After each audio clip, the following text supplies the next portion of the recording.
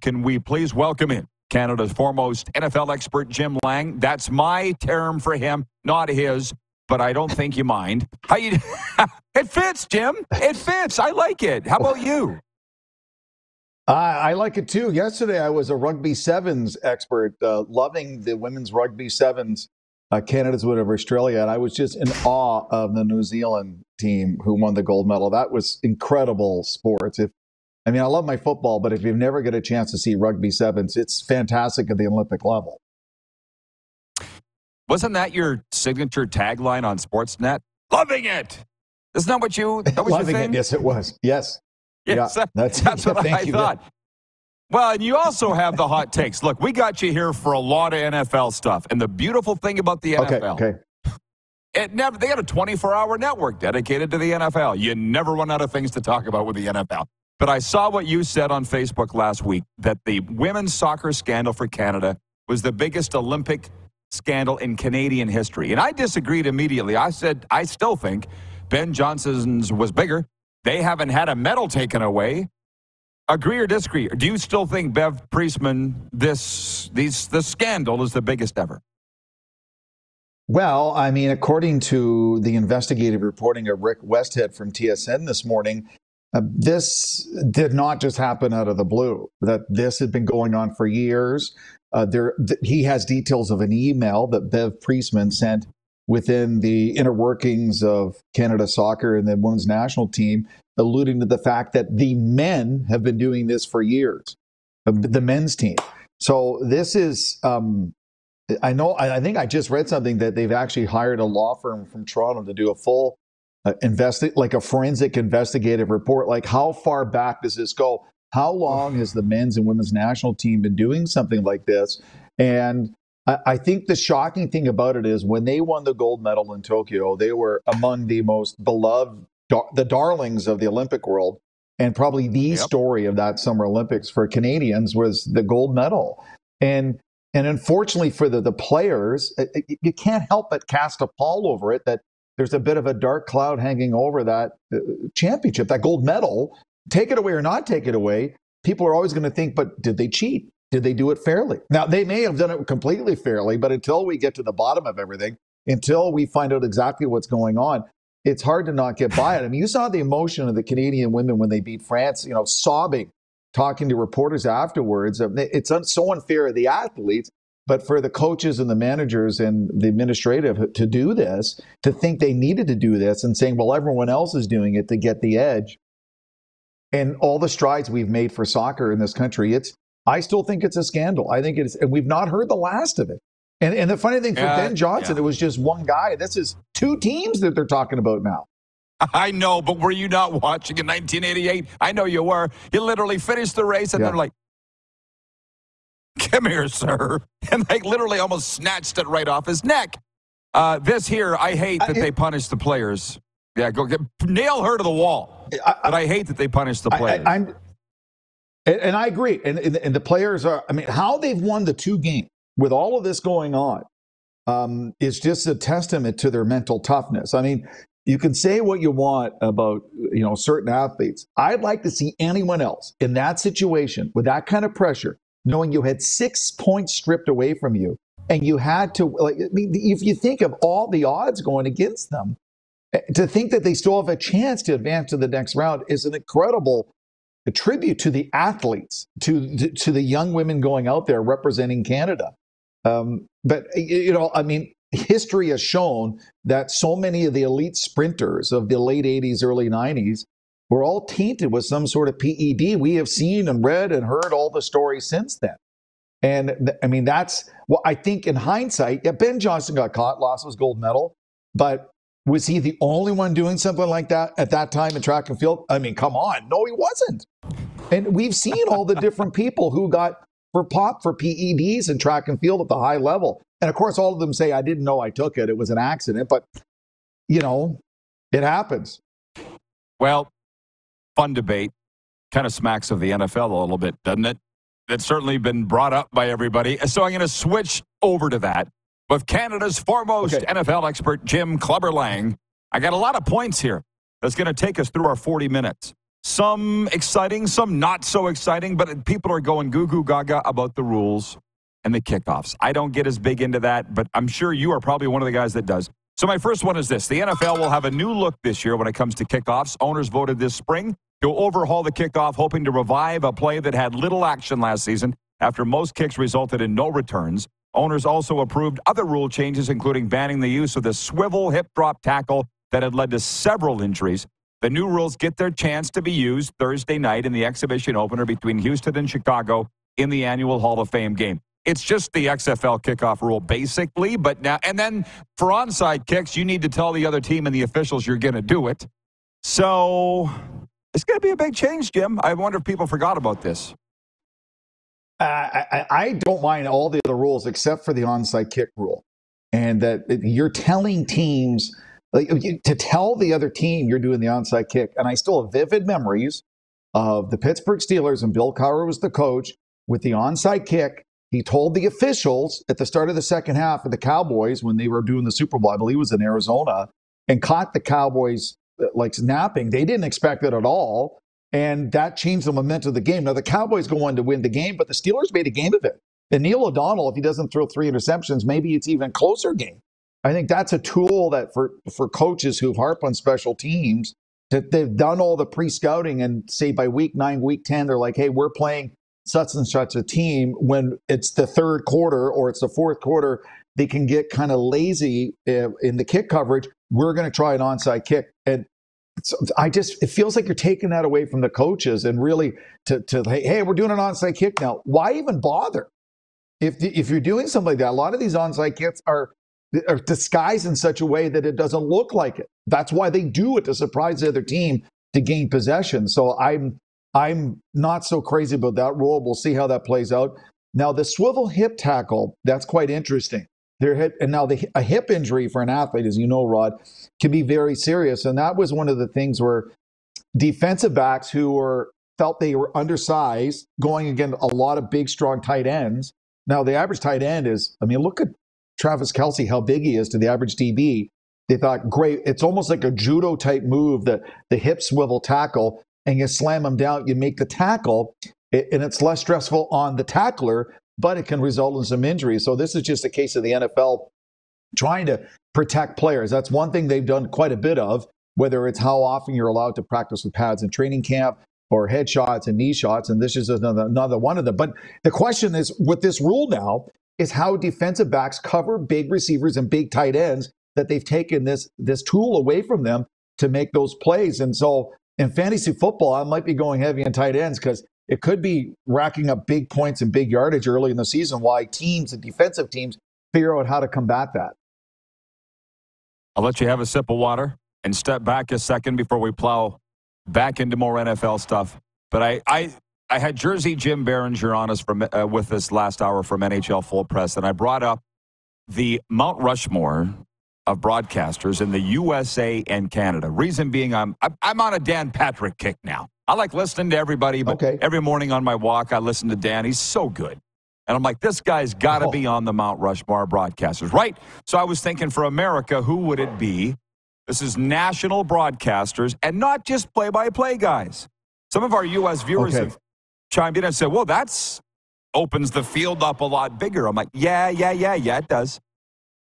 Dan Patrick wasn't a play-by-play guy. Imagine if he was. But I got Dan Patrick, Marv Albert. I'm not married to that, but I think Marv Albert. Sorry to take a detour, but there's a lot of comments have come in on that. Bob Costas. Bob Costas is on mine. And Howard Cosell, absolutely the first. Wayne in Victoria, BC writes in, he says, Canadian Mount Rushmore, Foster Hewitt, Don Whitman, Bob Cole, and Chris Cuthbert. Glenn in Medicine Hat says, how about teams in the booth? Dick Enberg and Merlin Olsen, Pat Summerall and John Madden, Danny Gallivan and Dick Irvin, Dan Hicks and Johnny Miller.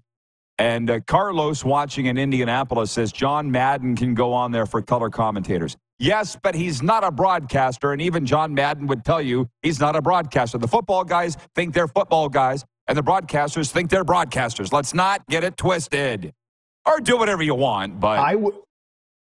I like your Mount Rushmore. I would take Marv Albert off and put Vin Scully on, because Vin Scully, he actually did some football as well.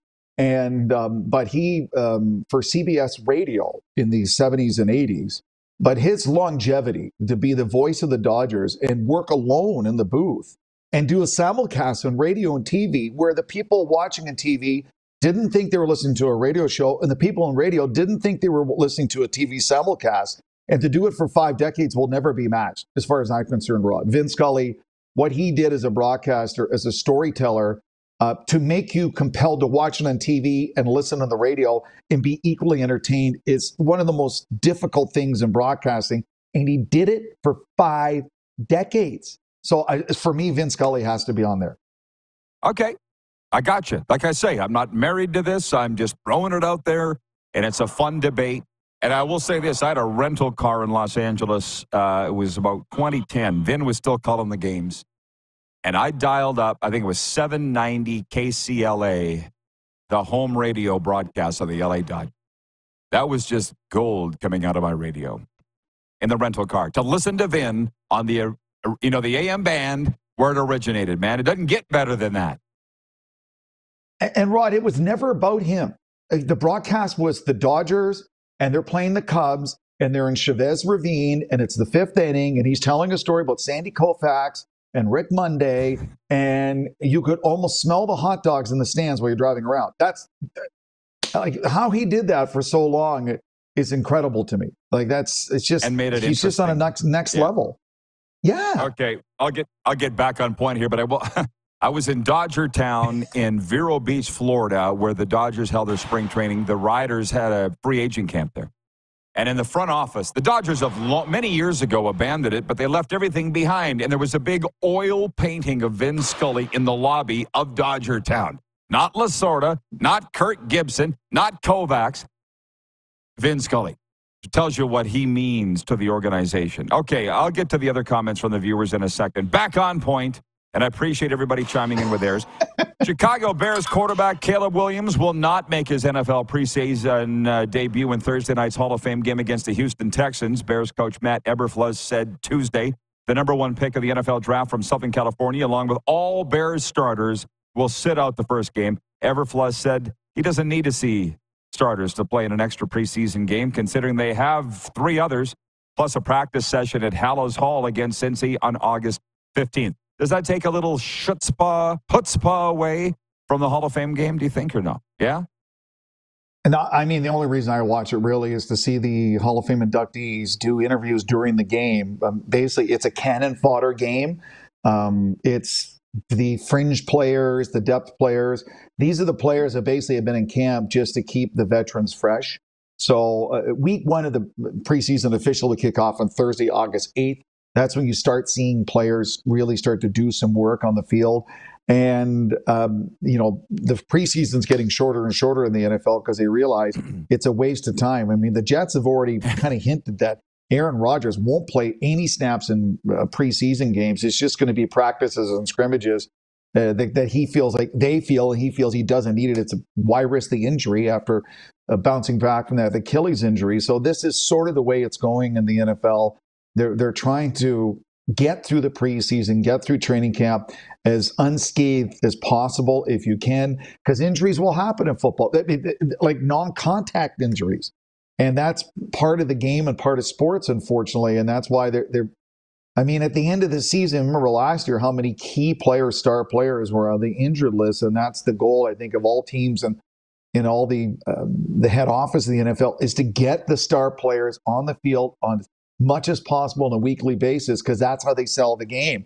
They want to see Joe Burrow and Aaron Rodgers going head-to-head on the Monday night game. They don't want the second and third string. That does nothing for the National Football League. So, yeah, I'm not surprised what's happening tomorrow in the Hall of Fame game, and I'll be watching just to see them just interview different Hall of Fame inductees throughout the game. Jim Lang sticking with us graciously for one more segment when we come back. Wilf is watching on Game Plus TV in Steinbach, Manitoba. He says, hi, Rod, my Mount Rushmore for me, Danny Gallivan, John Madden, Don Whitman, and Bob Uecker. Kirk in Toronto writes in, he says, Danny Gallivan for hockey, Don Whitman for football, and I need to mention Pat Marsden. He was at Jim for CFL broadcast, too. Jim, I got into this at the tail end of all those gems getting out, Pat Marsden was a beauty. Do you ever have anything to do with him? I actually work with him. I was a producer of his morning show when he was at the Fan early in my sports career. And he was finished with TV and was coaxed back to radio. And I learned so much from him. And he really was a legend. And the way he prepared, the way he did things, he didn't like anything computer. He had a notepad and he would write in I guess whatever you call it, proper script writing. He would handwrite everything, all his notes, beautiful penmanship.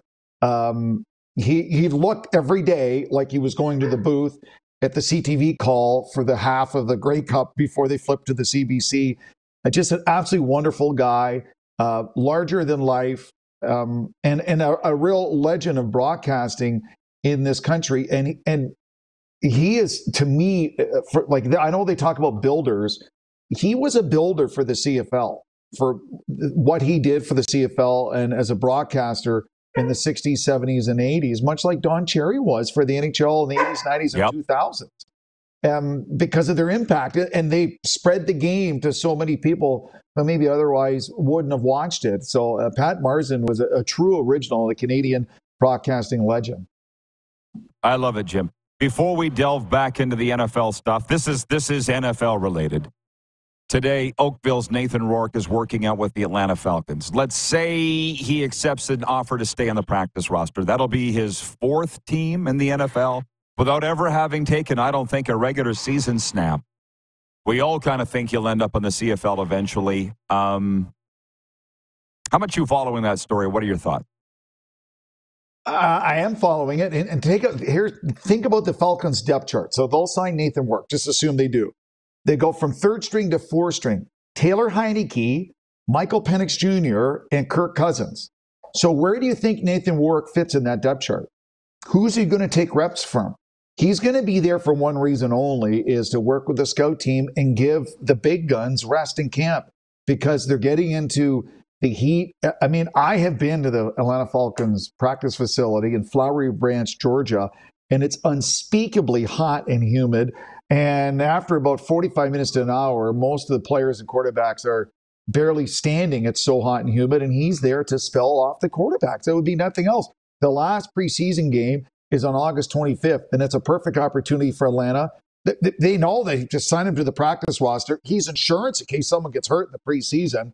And once they've finished their last preseason game on the 25th, they're like, okay, thanks a lot, Nathan. And he's one of the final cuts. And they still have Kirk Cousins, who they gave all that money, Michael Penix Jr., the top draft pick, and a guy who's played in the NFL and started games, Taylor Heineke. So the Atlanta Falcons, they look at the depth chart, they're like, hey, we're set. Bring this kid in from Canada. He's just good insurance for the dog days of the training camp. Bingo! Camp body is the definition of the term there. And if he's fortunate enough to get a practice roster spot, I think he would deem himself very fortunate to do that. I see the comments online, and I'm enjoying it. I think, again, he'll come back to the CFL. I think he could fetch up to $1 million because one of these zany owners will do it.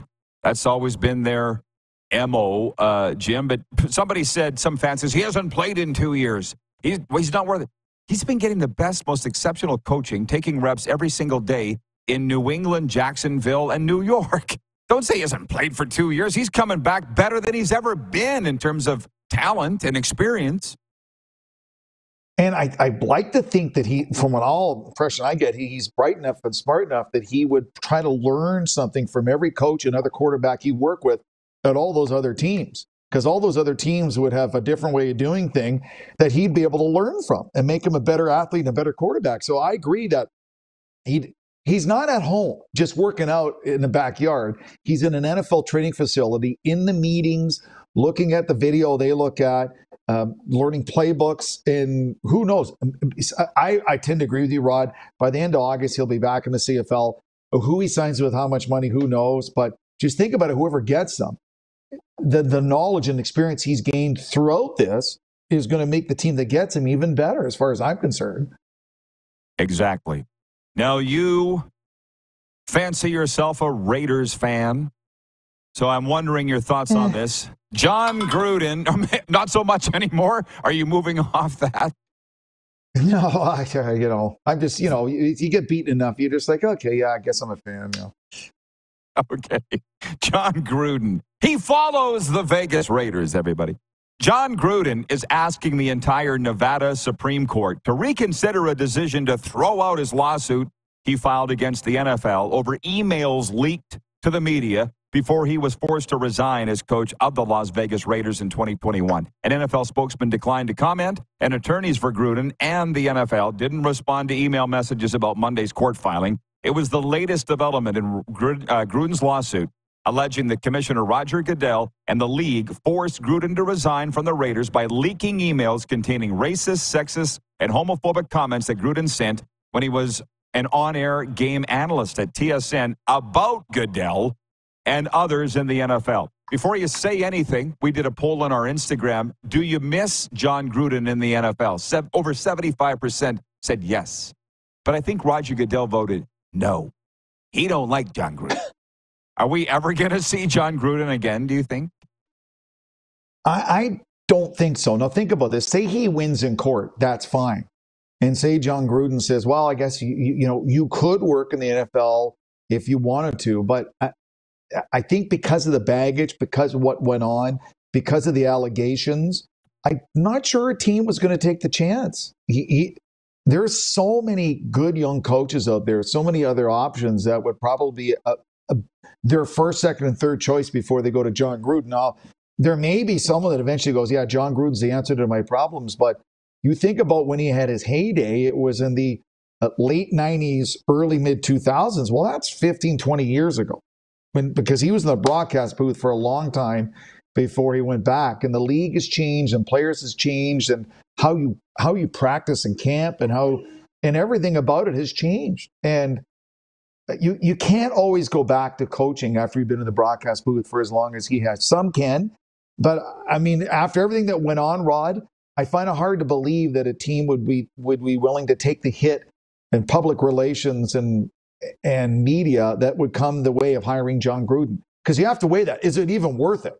Because we're going to get hammered in the social media, in the press, with the fans if we hire the guy. But if I hire plan B or plan C, then I don't have to deal with that. And we have just as much chance to win with them. So why not go with the other guy who doesn't bring all that negative energy to your facility?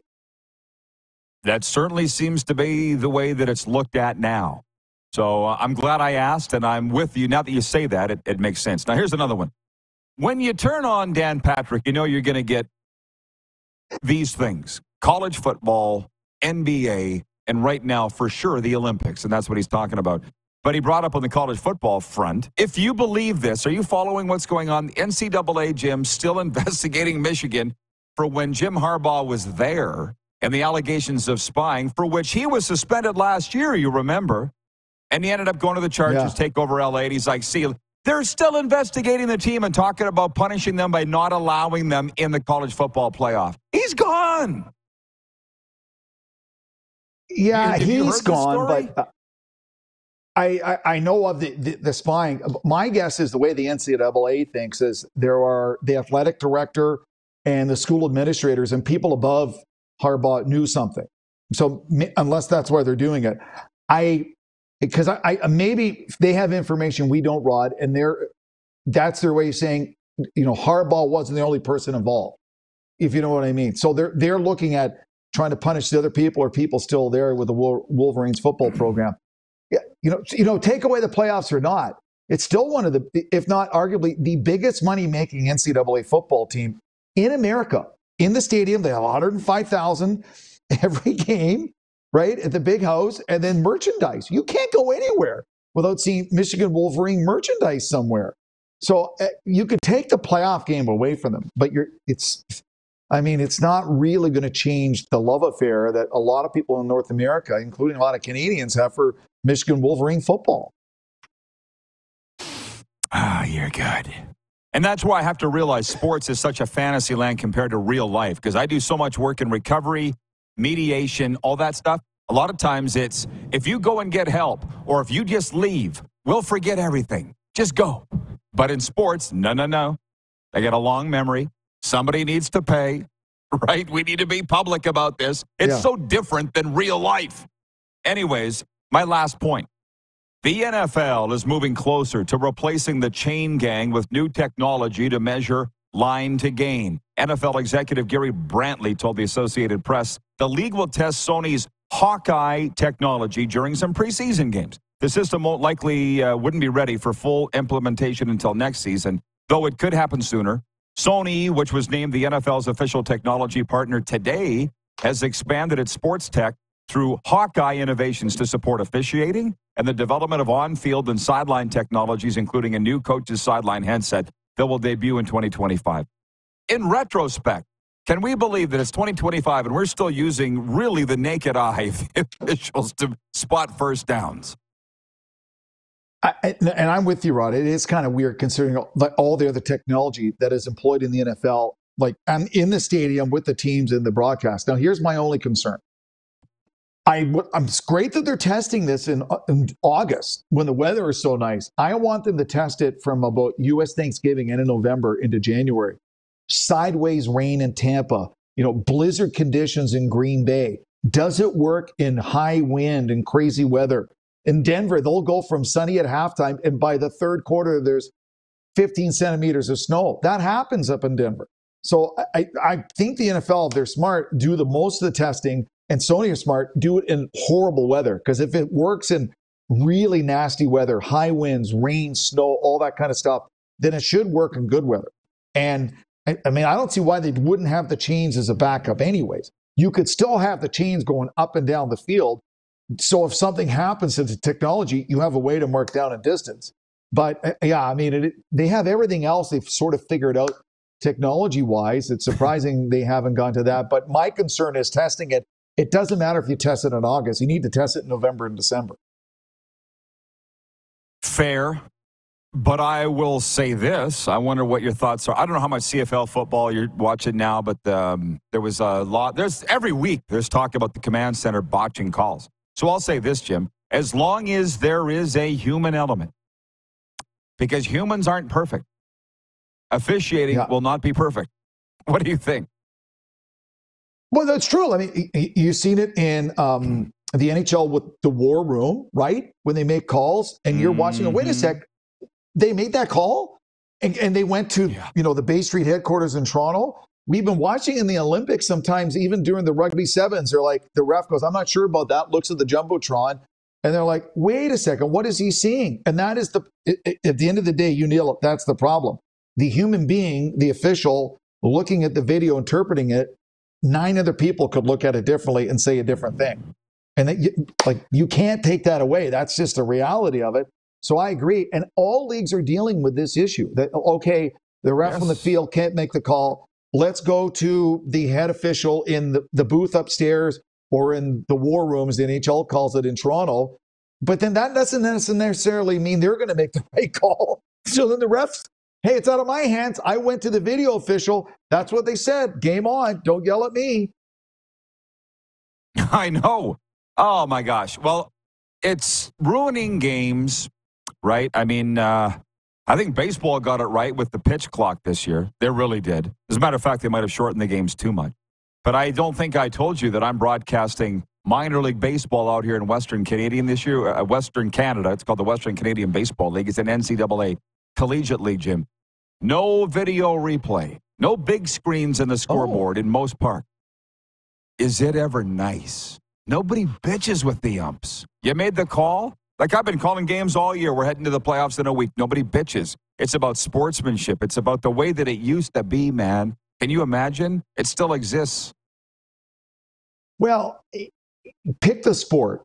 Baseball, hockey, football. For decades, they had, say, 2 dozen officials, and you like, oh, okay, we're getting Rod Pedersen. So we know he calls this, this, and this, because everyone had a book on the official, because they knew that was their human element. That was what they're all about.